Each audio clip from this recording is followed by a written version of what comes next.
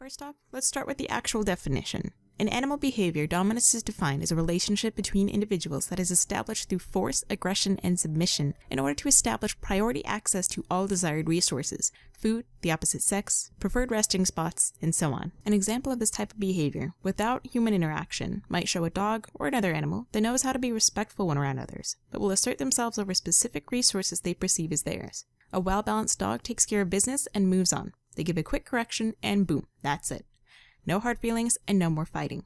That's how dogs generally work things out amongst one another. For a multi-dog household, the two dogs may get along great, but if one comes near the other's food bowl during feeding time, the teeth will show. Dog 1 respects that if they get too close, they might get a painful reminder of what's not theirs, much in the same way Dog 2 wouldn't dare to play with that squeaky squirrel toy that belongs to their housemate. The two dogs have a mutual respect for one another because neither is afraid to assert their dominance when necessary. That doesn't mean either dog feels the need to constantly remind the other or nag them over and over again and hold a grudge for many years to come. Animals get over things very quickly and save their energy for more important things like finding food, staying warm, looking for a safe place to sleep, and keeping an eye out for nearby threats. Dominance should not be seen as any insecure animal, or a human for that matter, that has to constantly prove to a lesser being that they are stronger than them. It's easy to bully any animal who won't fight back, but does it really make you a good leader? I think not. For any animal that acts as an overall ruler who takes charge of every living creature and resource in their life is not natural. It is very unhealthy for any dog to think in such a way, as it can cause more stress and confusion when the dog finally does get put in their place by a natural behaving dog. If a dog snaps at any other person or dog who comes across their path, attacks others for looking at them, bites the human trying to take them off the couch, or moves their own human out of their own bed so the dog can sleep in it, this is a learned behavior. After years of reinforcement, the human or other animal moves away when the dominant dog snaps. The dog gets reinforced for this behavior by getting what they want and learns to continue this behavior in the future. The dog will begin to think that they are in charge of everything and everyone. This, of course, is not true, and one day they may very well meet their match. I am in no way saying that every dog you come across will be status-seeking, like in this case. They are very few and far between, but it does occasionally happen, and when this does happen, it's very dangerous for the dog and owners involved. This type of behavior is not natural, but it is learned and reinforced. That's not to say you can't teach the dog how to be polite with positive reinforcement and counter conditioning. However, if they are not taught properly, one day this dog will come across another individual who sees this unnatural and rude behavior and will assert their dominance to teach the dog a lesson in respecting others. And neither one should be seen as mean or aggressive. They are two domesticated dogs speaking to each other in the only language they know. Here's a real-life example of what that might look like. A very large German Shepherd has learned all his life that he can use his size and strength to get whatever he wants. He's not being mean, he's just being a dog. One day he goes to the dog park, and while pushing the other dogs around and chasing after everyone, a Great Dane comes in. The Great Dane comes in minding his own business, acting like a respectful dog, and the German Shepherd charges in to play a power game of intimidation. The Great Dane doesn't move, because he knows the offending dog is likely no threat, so he continues to sniff the other dogs and lick away, averting eye contact with the Shepherd. The German Shepherd doesn't like that the other dog isn't moving out of his space, like all the other dogs have. He doesn't understand, so he begins to bark and push the large dog to get them to move. But after about 3 seconds of this, the Great Dane has had enough and tells the rude youngster to knock it off. The Great Dane then grabs the Shepherd by the neck and shoulder area and throws him down to the ground, holding him in place. Luckily no blood is drawn, and the bite leaves only a small bruise. After the Great Dane has asserted himself, he lets the young Shepherd up on his feet. The interaction between dogs lasts only a few seconds, but enough time to teach any dog a good lesson about respect. So, after this short encounter, what do you think the German Shepherd learned? Probably a good lesson that he can't push everyone around, and he should be careful who he intimidates. Will he still try to push other dogs around? Very likely, but maybe this time he's learned how to be more respectful around his elders. Remember that much of a dog's behavior can easily be explained without involving dominance as the reason for it. Now keep in mind that dogs evolved over the past 10 to 15,000 years as scavengers and opportunists, with a promiscuous mating system. That is, free-roaming dogs mate with multiple members of the opposite sex. Virtually all males get to mate. Consequently, a rigid hierarchy and high rank would not confer a huge advantage compared to, say, high rank in a group of bulls or chickens. This is also very different from wolves, where the pack must cooperate to provide enough resources for the offspring to survive, and consequently, generally only the highest-ranking male and female pack members mate and have puppies. In the wild, dogs or wolves who have not been in any human care for many generations live life in a structured order. All members in the family learn to get along for the sake of survival. There is no constant fight for pack leader or alpha. because that simply does not exist. For a pack that is always fighting to maintain their spot as leader would only mean the group would die out fairly quickly. They would be too tired to hunt, move to better living grounds, or protect their own territory. Animals born in captivity over the generations develop a different mindset because all of these needs are taken care of for them. Instead of being born with the drive to survive and procreate, they become bored and aggressive and learn to fight with each other to see who is the biggest and baddest. The behavior we have grown to see and know is not natural. Not even for the wolves that were studied in captivity, which gave us the idea of how dogs and their ancestors behaved in the wild. The big giveaway here is that the wolves that were studied were not in the wild.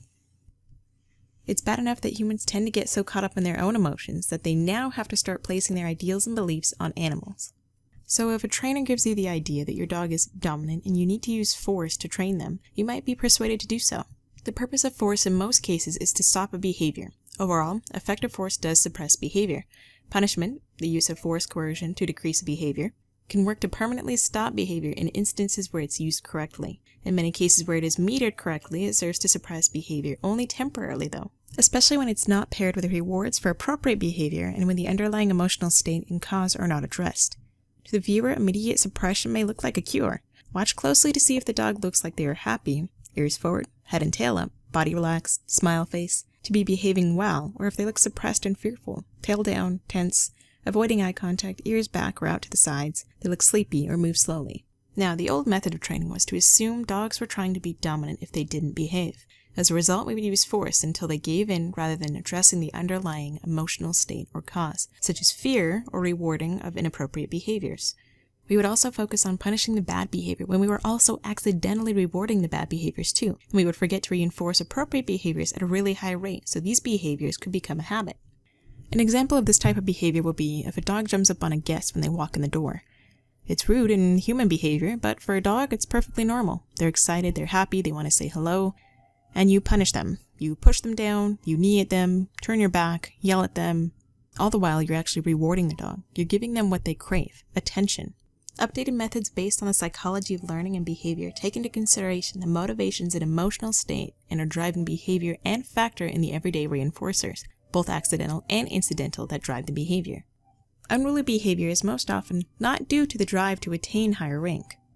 Just because an animal is behaving in an undesirable behavior to us, does not mean the misbehavior is motivated by a desire to have a high rank. In general, animals perform behaviors because the behaviors have been rewarded. So, to decrease an undesirable behavior, we have to remove the reward for undesirable behavior and instead reward alternate desirable behaviors.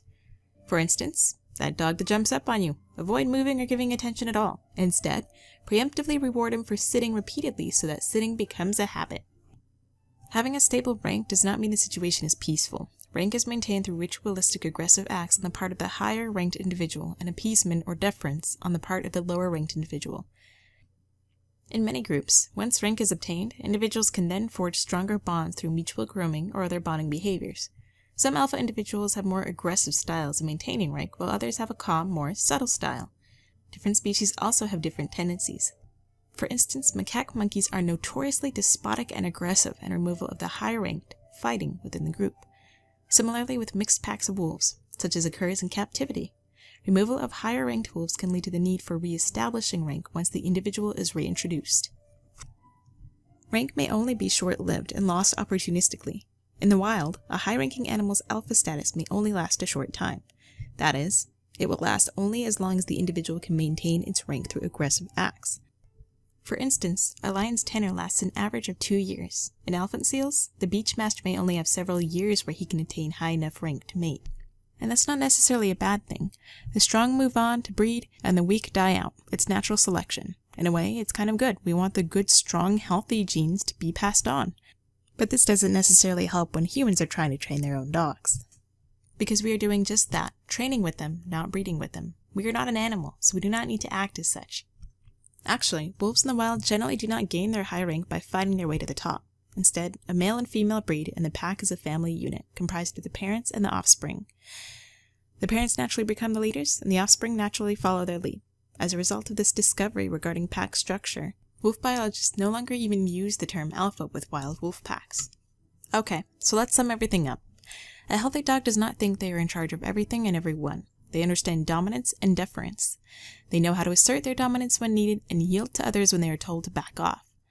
A healthy dog who is able to be a dog and learn from other healthy individuals will learn valuable life lessons that humans can't teach them. No amount of training, special collars, shocking, smacking, yelling, or intimidating is going to teach a dog how to be a well-rounded, well-mannered, intelligent, four-legged individual. By teaching a dog to be what they are, not a wolf, not a human, but a dog, that is the safest and best choice you can make for your canine companion. And one final note. This does not mean that hierarchies don't exist at all. In fact, with mixed packs, such as with wolves raised in captivity, there are clearly dominance fights which can lead to serious injury. An example, David Meck, most published wolf biologist, talks about the term alpha wolf. Implication, the idea that we need to dominate animals, especially dogs, based on our ideas of faulty information on what wolves do in the wild. Although he was misquoted and taken out of context when he mentions about alpha and pack leader, David Meck does not believe that wild wolves constantly fight to maintain a high rank, but rather have a mutual respect among pack members, which are family members.